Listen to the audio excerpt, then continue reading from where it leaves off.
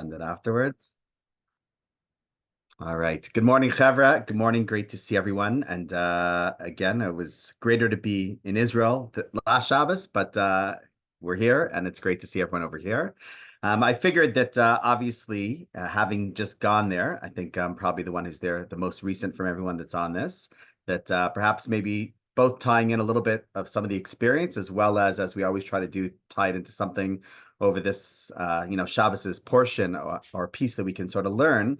And the framing of it actually that I like to do is actually this is a special week in Shul. It's called Parsha Shkalim. We read a special piece for the final reading of the Torah, which is about how all the Jews contributed a half a shekel. And if you recall, I called the topic for this morning's talk that we're half. Reflections on Israel, that we're half. And I think that there's two meanings behind those words. The more obvious one is that right now there's a lot of brokenness in Israel. And just as a caveat, the small print, obviously, whatever we're going to share in the next like 12 or 13 minutes will not come close to encapsulating everything. It's a tall order. Whenever there is obviously pain and tragedy, the response usually is silence, that we don't have words. So words that we sort of share sometimes, not sometimes, always fall short on really depicting it.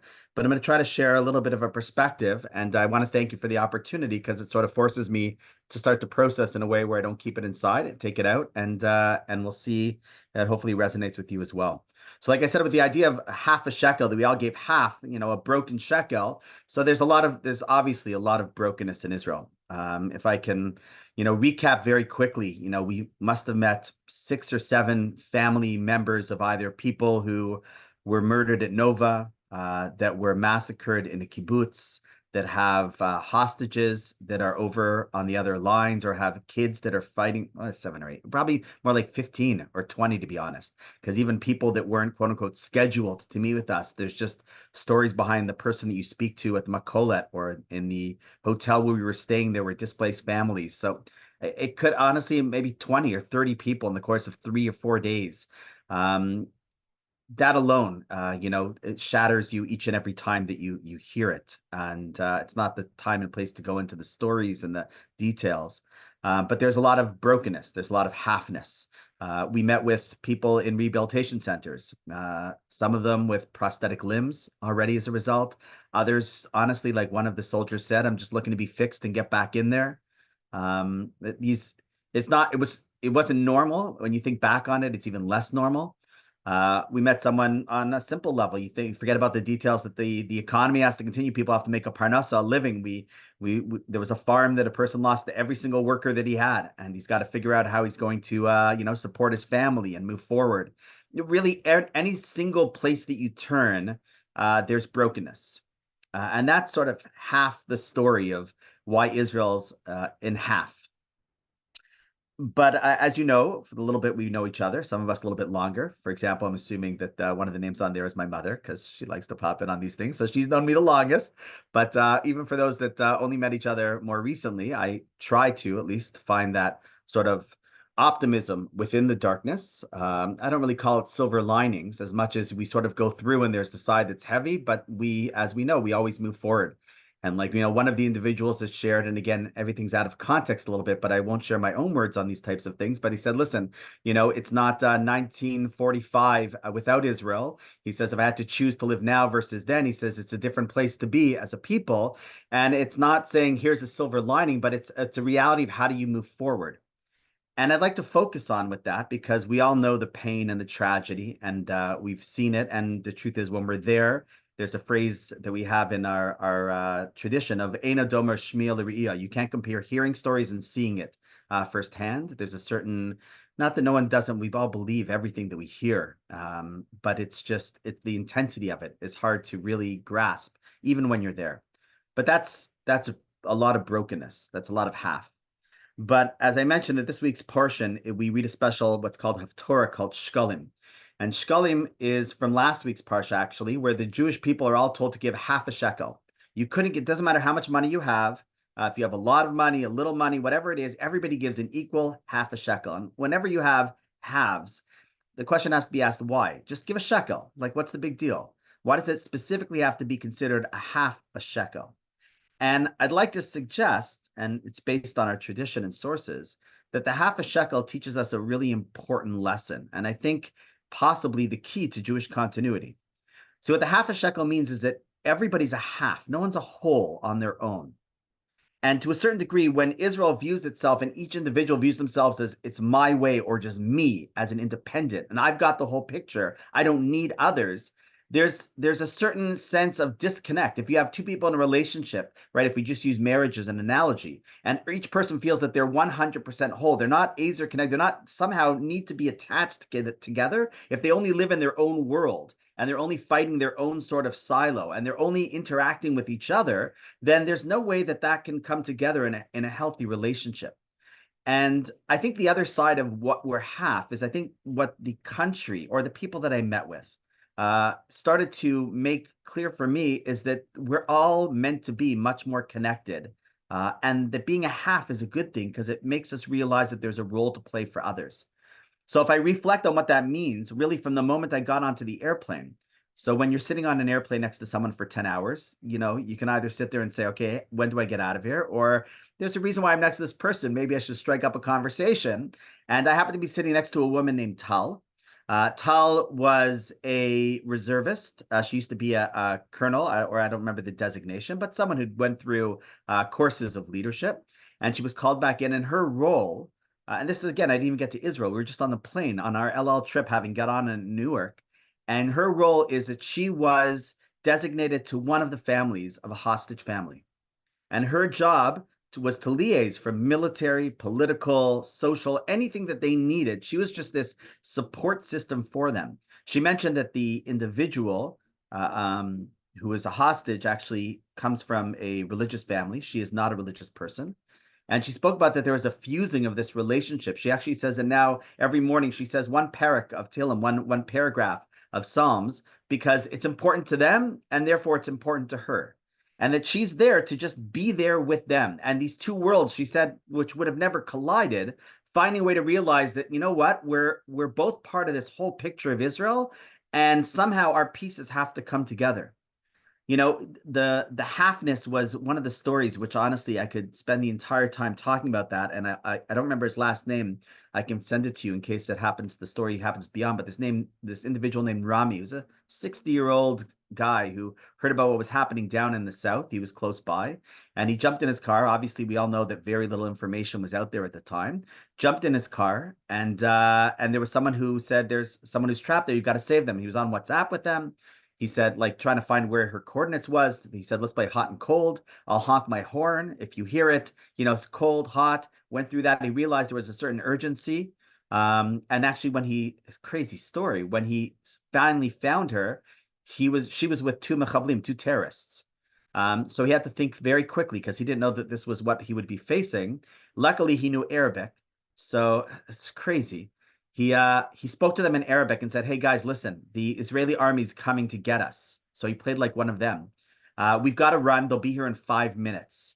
They're like, "Thanks for telling me." He says, "You know what? Listen, you guys came on foot. I see. Give me the girl. I've got a car. You guys run, or you won't make it. She'll slow you down. I'll drive her in, and we'll all be safe." And that's what happened. He handed over, literally, the terrorist handed over this girl to him, put him in the car. They ran back to the fence, and he drove back to his home where his family cared for this woman.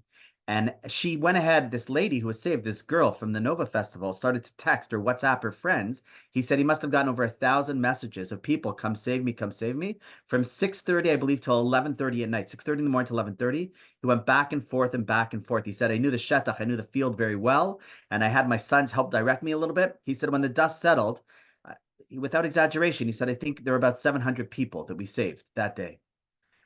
He was just a person who was sitting on his couch in the morning and woke up to this, but he realized that, wait, there's a role that I can play. There's people out there that need, and that his half coming in. I mentioned the farm that we went to, one of the farms that we went to volunteer on. It's very important that the mission that I went with, that we were contributing in some way, not just going to hear, but to give back. In many ways, the thought was, I'll just share with you, was that very often, correct me if I'm wrong, we often feel like, what can we do? So we can send money, which is important. I'm not signing up for the army because they really don't want a 50-year-old overweight guy signing up. But now in Israel, everybody's volunteering, so the average person on the street is saying, hey, how can I help? I'll go pick, cucumbers. So we went to go pick clementines on a farm. Actually, was the brother-in-law of Shira Bibas, because he lost all of his workers because they were all Thai and they all went.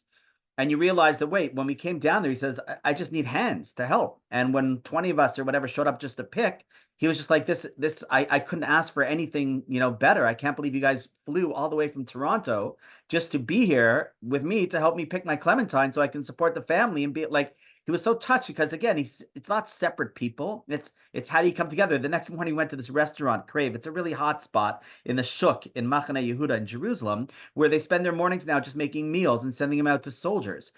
Everywhere you turn, somebody's realizing they have something to play. The truth is, after my mission was over with UJ, that I actually stayed a few extra days. And Friday, you got to hear this, crazy.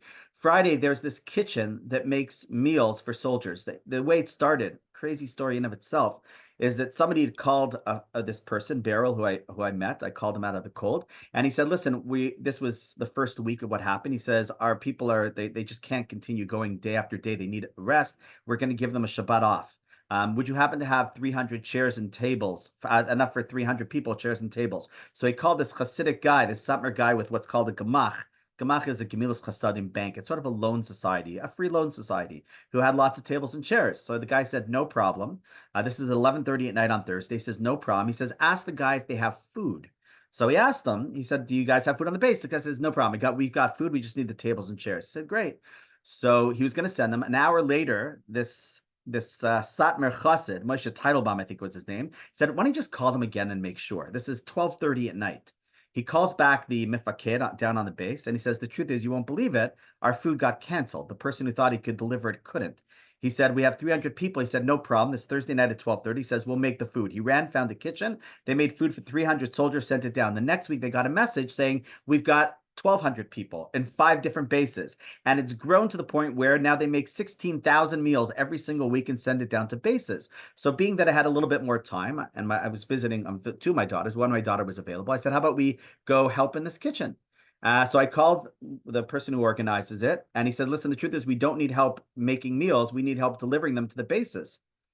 So I said, no problem. I'll rent a car. I'll go deliver. He says, why rent a car? He says, just take my car. Right? It's Erev Shabbos. They show up there at 9:30. They pack up the car and they send us down to a base. And we just deliver. And they were so appreciative that, what are you doing? Coming here, this, that. What was interesting was it was 10 minutes from that kibbutz, which I mentioned, where we picked clementines from Elad. And I told Elad at the time, I said, you're an awesome human being. Let's keep in touch. We're going to see each other one day. So he's like, sure, that'd be great. He did not expect me to show up at his house, Erev Shabbos, 3 days later. He's like, you really remember who we are? We're not just like visitor tourist people. You realize that there's this bond. And then on the drive back, actually, I had the ability to go visit a family of someone who's connected to Toronto who lost the son at Nova. And I was able to pop into there to visit. Like, just because people are like, here, take the car, do this, visit. You start to realize that really we're half, meaning each one of us has a role to play. When you're a whole, you feel that you're complete, you don't need anything. When you're reminded that we're just half of the story, you find where the other half is, that you can go ahead and serve and play a role that makes us as a people whole. So we'll just leave with this one thought, with this machatzitz shekel, with this half a shekel. It's a very interesting, there's a very interesting Rashi that it says, Zeh yitnu, the pasuk says, this is what you should give.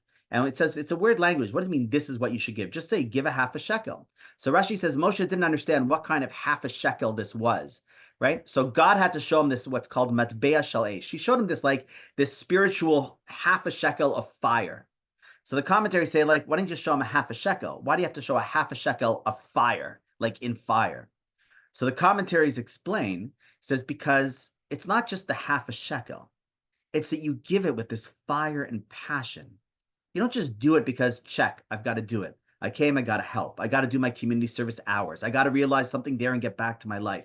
There's a certain fire and a passion, and you see this in everyone in Israel, where they realize it's not just a time to give a little bit, it's to give all. And if there's something that I think we could take from that, is that this matbeah shel eish, this half a shekel that we have to give, we have to realize we do play a role. We have to find a way to play a role in that. And there's a multitude of ways of doing that. And we have to do it and convey it with that passion, with the fact that we're here for a purpose as a result of that. So yes, there is, and there's no answers. We don't know why. There's a lot of pain and brokenness. There's a lot of halfness, families that are half, people that are half, emotionally, physically. The damage is real, obviously, and we don't understand how they get up each day. But the other half of the story is that we have to realize that we're half of that as well, and that we have a role to play. And in many ways, we sometimes say, what can I do? But if we try a little bit harder, and I'll end with this one thought that I heard as I was walking home after the mission was over. I went to go daven in a little shtibel in Shari Chesed, a small little like sort of minyan factory where they have them coming. And I was walking past the World Mizrahi Center, and somebody told me that the head of World Mizrahi, Rev Daron, was going to be speaking. Rev Daron, also a story, you can look it up. Fortunately, his son is a soldier who's captive in Israel. Um, about a week after that he was taken captive, his other son had a wedding, something about a week. He said they cried for the first few minutes and then had to celebrate and celebrated the wedding afterwards. And he said a beautiful idea, which we'll close with this because I have to turn off the chickpeas.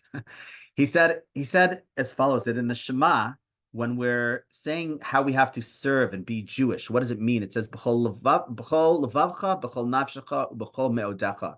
You have to do it with all of your heart, levavcha, lev, all of your nefesh, soul, and then v'chol me'odecha. We'll pause with that one. It says when you do it, to be a Jew, what does it mean? It means your heart's in it, your entire heart. You can't be half in, half out. Anything we're half in and half out, people realize it can't be that important. Things we care about, b'chol levavcha. B'chol nafshcha, you put your soul, your blood, your sweat, your tears into it. And what is b'chol me'odecha? So the commentaries have one explanation. They say me'odecha refers to things that you have, your financial, put your money where your mouth is. So don't just say it's good, but you gotta really put it in. Everyone can give a little bit more than they think they can. But he said the simple understanding of the word me'od means very, or a lot, rather. Like tov ma'od means very good. So ma'od means not just doing it, but doing it with everything you have and then some.